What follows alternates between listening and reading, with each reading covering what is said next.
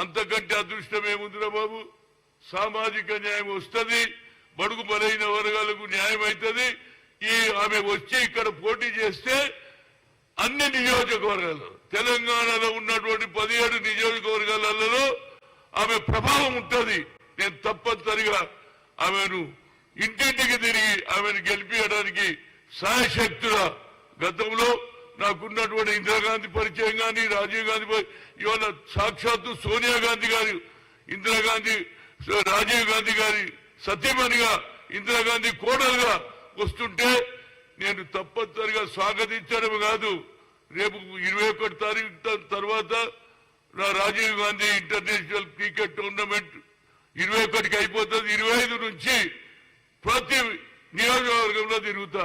మా సోనియమ్మ వస్తుందిరా బాబు, అందరూ ఇంటి ఇల్లాదులు ప్రతి ఒక్కరు కూడా మన తెలంగాణకు న్యాయం చేసిన తల్లి, సామాజిక న్యాయం గురించి అడుగుతున్నటువంటి ఆయన ఏదైతే రాజీవ్ గాంధీ అడిగాడు, అదేవిధంగా రాహుల్ గాంధీ కూడా అదే మాట్లాడుతుండు. క్యాచ్ వైస్ మనకు లాభం జరుగుతుంది.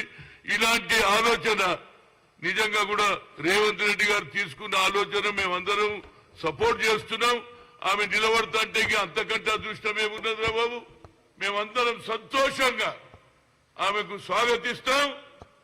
హయ్యెస్ట్ మెజార్టీతో గెలిపించడానికి శాయశక్తుల ఒక కాంగ్రెస్ అభిమానిగా, సోనియా ఇందిరాగాంధీ కుటుంబానికి అభిమానిగా గ్రామాలలో కూడా తిరిగి ప్రచారం చేస్తూ అప్పుడే ఖమ్మం జిల్లాలో పెద్ద ఎత్తున ఆనాడు 4-5 ఏళ్ల క్రితం మల్లికార్జున్ ఖర్గేని పిలిపించే రాజీవ్ గాంధీ స్టాచ్యూని ఇనాగ్రేషన్ చేశాను.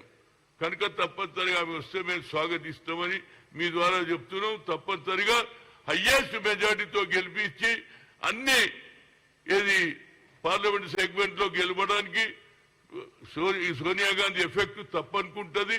దానివల్ల వచ్చే పార్లమెంట్ ఎన్నికల్లో 2024లో రాహుల్ గాంధీని ప్రధానమంత్రి, ఇండియా కూటమిని గెలిపించడానికి శాయశక్తుల కృషి చేస్తాం.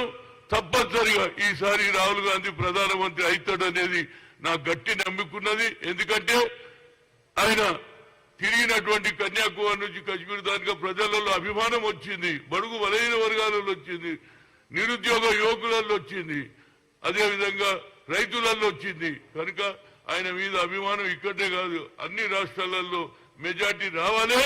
ఆయన దేశానికి ప్రధానమంత్రి కావాలి. Thank you.